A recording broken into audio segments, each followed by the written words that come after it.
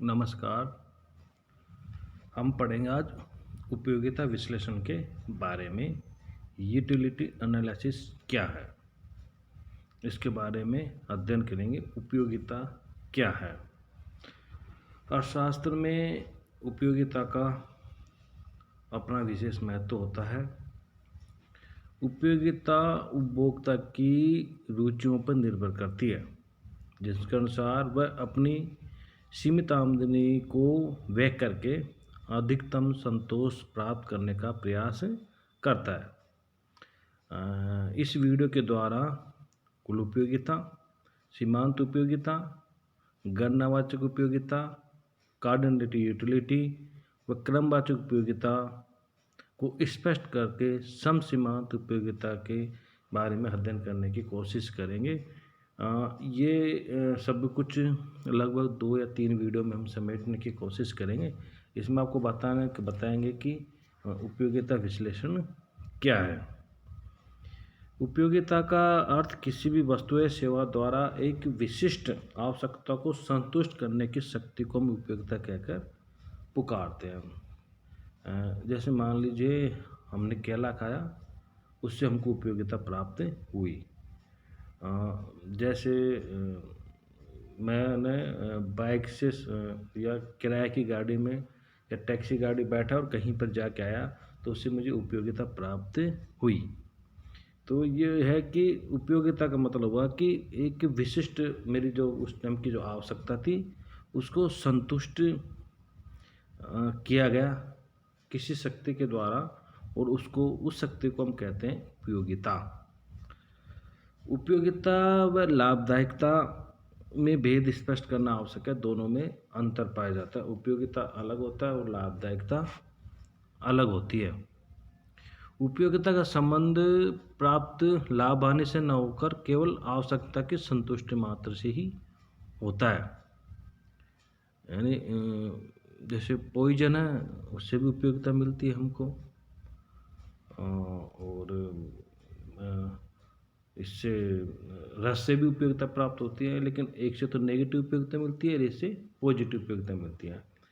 तो उपयोगिता का अर्थ लाभ हानि से नहीं होता है, बल्कि एक निश्चित आवश्यकता होती है, उसको संतुष्ट करने से होती है। दूध में उपयोगिता होती है और यह लाभप्रद भी होता है, और शराब में भी उपयोगिता होती है, लेकिन ये किसी के लिए नेगेटिव वाली उपयोगिता होती है, किसी के लिए पॉजिटिव उपयोगिता होती है।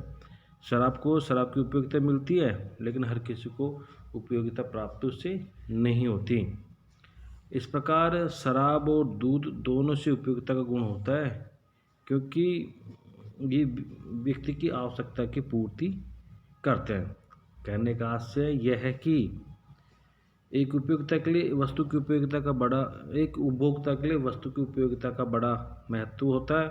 वह अपनी आय को विभिन्न वस्तुओं पर व्यय करके अधिकतम संतोष प्राप्त करने का प्रयास किया करता है।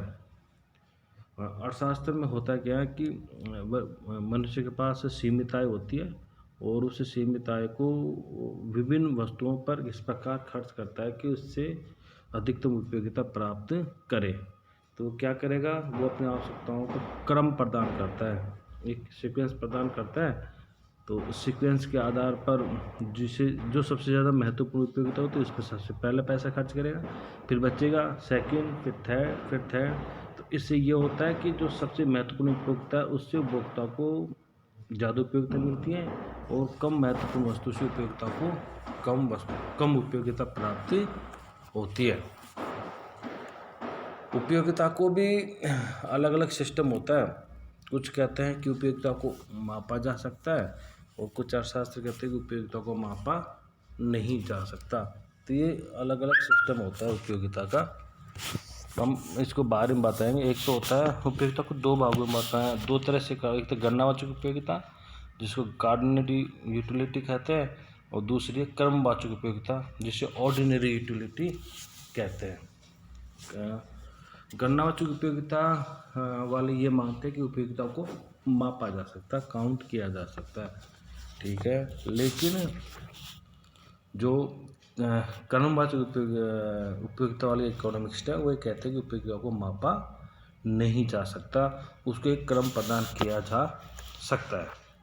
प्रोफेसर बोल्डिंग का मत है कि जिस प्रकार एक फर्म भूमि व कच्चा माल आदि खरीदकर उसको भौतिक पदार्थ में बदल देती है, उसी प्रकार एक उपभोक्ता खाद्य पदार्थ, वस्त्र व मनोरंजन आदि सेवाएं खरीदकर उनके आधार पर अपनी संतुष्टि का महल खड़ा करता है। अतएव उपयोगिता समस्त आर्थिक क्रिया की अंतिम अवस्था होती है। श्रम से कोयला उत्पादन करना, कोयले से इस्पात, इस्पात से कार, कार में बैठकर दुकान तक जाकर सामान खरीदना और उससे संतुष्टि प्राप्त करना, ये एक दूसरे से जुड़ी हुई क्रियाएं होती हैं। सभी भौतिक वस्तुओं का महत्व इसी वजह से होता है कि वे उपयोगिता प्रदान करती हैं। बोल्डिंग के अनुसार उपभोग की क्रिया उत्पादन से पूर्णतः भिन्न नहीं होती, ये आर्थिक क्रियाकलाप में अंतिम क्रिया होती है, उपभोग। कहने का मतलब है किसी वस्तु का उपभोग करेंगे तो हमसे उसे उपयोगिता मिलती है। और प्रोफेसर बोल्डिंग कहते हैं कि आर्थिक क्रियाओं का अंतिम रूप तक किसी वस्तु को हम इसी वजह से बनाते हैं कि उसका उपभोग कर सकें।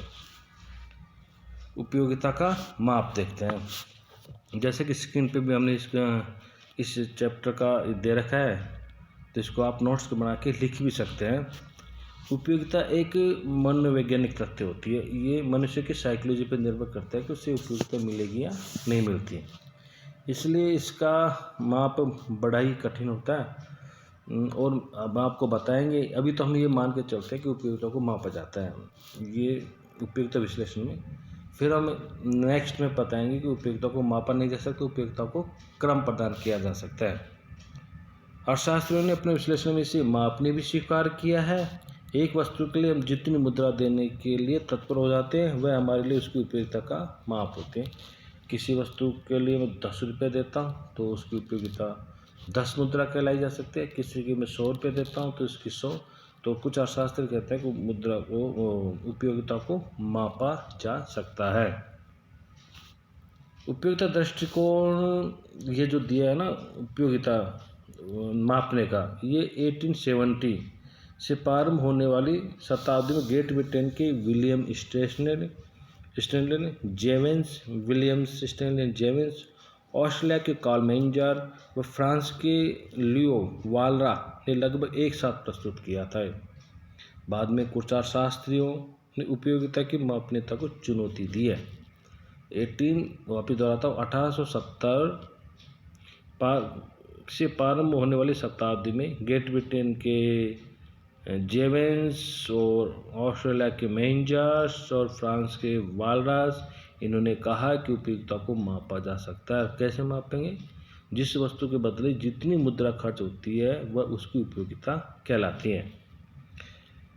लेकिन बाद में फिर ये बैठा नहीं सिस्टम, अर्थशास्त्रियों ने समझ में नहीं आया, तो बाद में कुछ अर्थशास्त्रियों ने उपयोगिता की मापनीयता को चुनौती दी और इसे असंभव तथा अनावश्यक बताया। उसने कहा कोई जरूरी नहीं है कि उपयोगिता को मापा जा सकता है।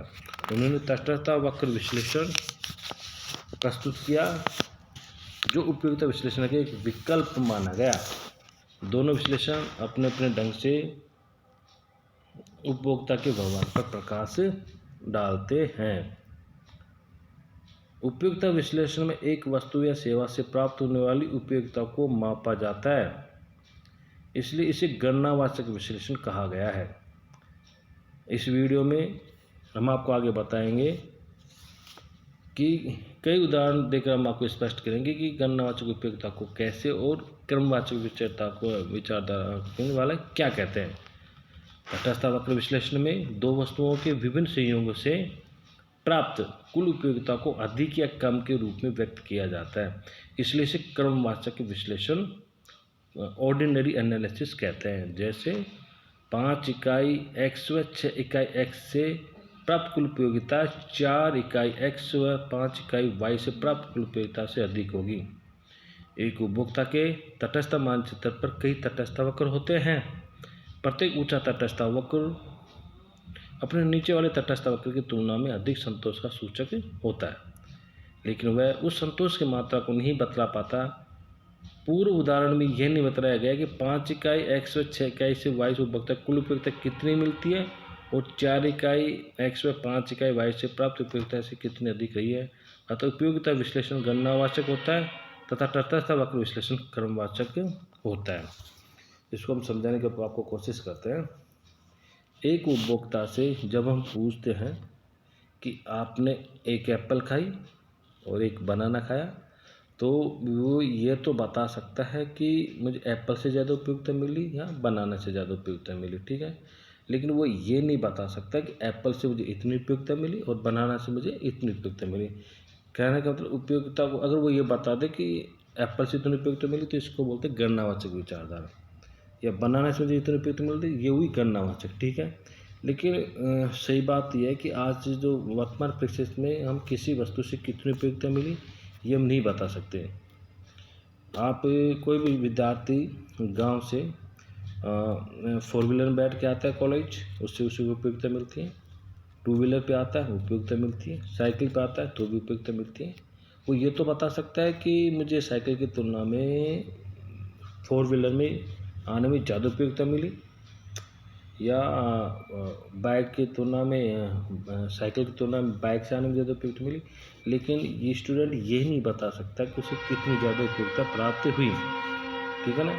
ये तो बता सकता है कि किससे कम किससे ज़्यादा, लेकिन ये नहीं बता सकते कि कितनी मिली। तो ये बताने की स्थिति होती है कि भाई मुझे सबसे ज़्यादा उपयोगिता कार से मिली, फिर मुझे बाइक से मिली, फिर मुझे साइकिल से मिली। ये कहलाती है क्रमवाचक विचारधारा, ठीक है।